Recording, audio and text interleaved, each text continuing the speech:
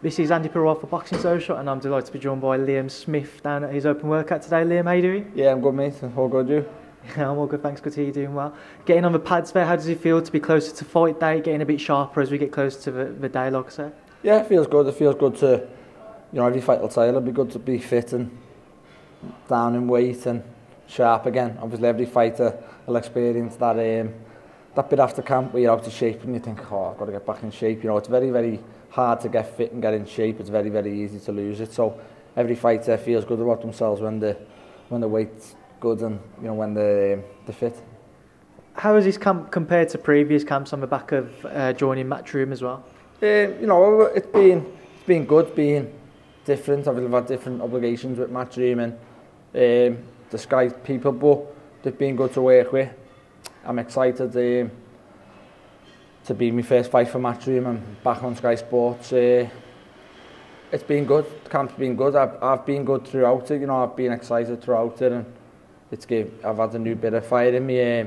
Obviously, every fight I've had the little niggles all the way through camp. I've had a 10-12 week camp. If you don't get niggles through that, you're not working hard enough. So, but I'm in a good place now and feel good. What type of fighting, Sam, are you preparing for on March 30th? Do you expect it to be a war as we've seen throughout his career so far? I feel it'll be some sort of war, but not a war as in 50-50 humdinger. I feel it'll be a very, very good, exciting fight to watch, but I feel I'll always be ahead, and that's how I'm looking at it. I do feel I'll be ahead throughout the fight. I do everything better than Sam. If I turn up fit, if I turn up, 100% as in on my own merit, then I feel I do everything better than Sam.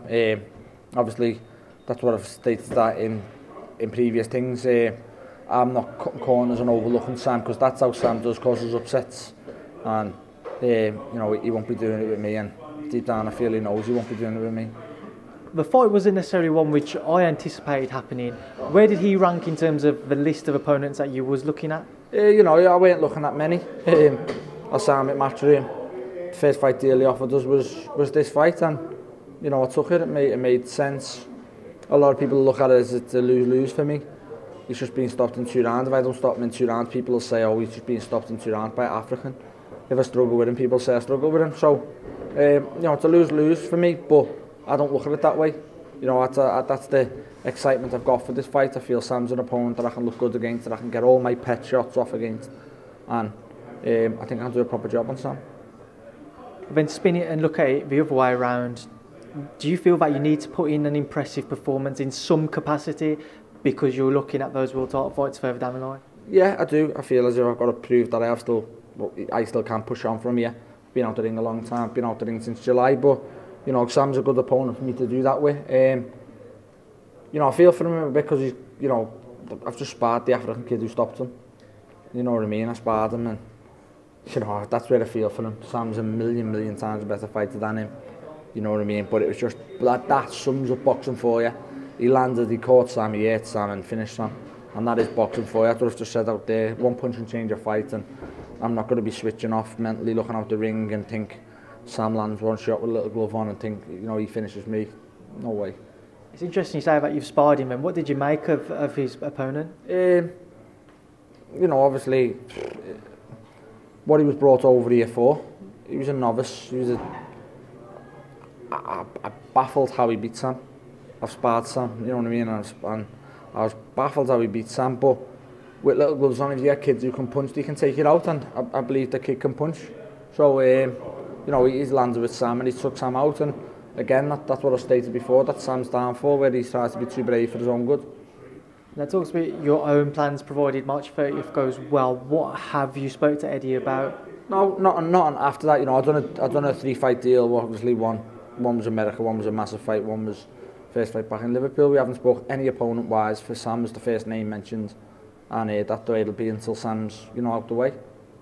I just wanted to ask you about a couple of things going on in the boxing world. Firstly, Billy Joe Saunders moving up to super middleweight, and leaving Dominic Ingle from the sounds of it. What are your thoughts on that? If it's good for Billy Joe, then it's the right move for Billy Joe. Him and Dominic seem to have a very good relationship. I don't think they've left on bad terms. It might be Ben's is he gone to Ben Davison? Yeah, yes. Ben Davison is very close to him. Ben done his corner a while back before he went to Dominic. you might look at Ben now and think, you know what, you are improving. Ben's done a great job with Tyson. The experience of having one of the biggest fights in world boxing, Fury and Wilder, you know, Ben stood through that through the 12 and mastered it very well. So you might just feel now, nah, Ben's good for him. So I don't knock him as long as it's a good split. As long as they haven't split and slagged each other, then if it's good for Billy Joe, it's good for Billy Joe. What I feel in moving up to super middleweight, I don't feel it's good for Billy Joe, as in the sense that I'm only just aiming at my brother, and I think my brother's the number one in the 168s, and Billy Joe's at world level. So if Billy Joe moves up, he's got to be looking at world titles, and Callum Smith's a different breed to Billy Joe, as in size-wise, physically, and just it's all well and good getting him with a bigger kid and the clumsy. You know, Callum Smith's a top fighter, so that's where I feel Billy Joe's a top middleweight. Whether he be a very, very top super middleweight, I don't know. That's something I was going to ask you about. Obviously, we're still unsure whether this WBO super middleweight belt will be on the line for Billy Joe. What do you think? How does Callum sit with all this? What's been going through his mind? Obviously, he wanted to fight Ramirez. He's moved up, and now we don't know if he's going to keep hold of his belt. What's Callum's thoughts on the entire situation? Callum sits at the top of the tree. He's and it sounds very, very big-headed and brash about it, but Callum sits there worrying about no one. Callum's the best in the division, the most laid-back kid you'll come across, and like I say, he worries about none of them.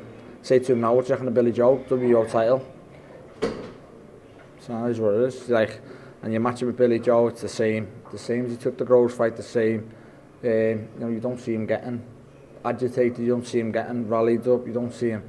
If there's one person I could swap man for, it'd be his, let me tell you. And he's worried about none of them, and he's 100% confident of beating them all. And I think the question has to be asked to the opponents. What does Matthew make of Callum Smith? Because he's a freak, and that's what I've called him since day one, and I'll still call him it now. He's a freak at 168. I don't think your brother will like you calling him a freak. Yeah, he knows exactly what I mean by it. I don't mean it in a bad sense, and I don't mean any disrespect to anyone else who will take disrespect by me calling him a freak, but he knows exactly what I mean by he's a freak. How he makes 168, and you know, you get people say he looks dead at the weight. You go and interview him right now, and he still looks thin in the face. He's got a skinny face, but his body is a different story.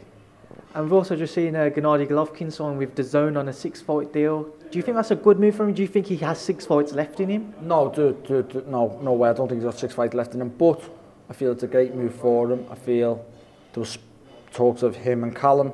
There's talks of him and Billy Joe. There's talks of him and Canelo. Now, Canelo's Dazn, Callum Dazn. Well, I think he's Dazn. Don't know what the sketch is yet, but you know, I feel Canelo's big opportunities to meet Andre back at middleweight. He's Dazn. So I feel it's a good move for Golovkin for the next 2 years, if he's got 2 years left in him. And finally, the rumours are that Deontay Wilder's been offered a big money deal by Dazn as well, looking at $20 million for Brazil and then $40 million for AJ and a rematch at $40 million.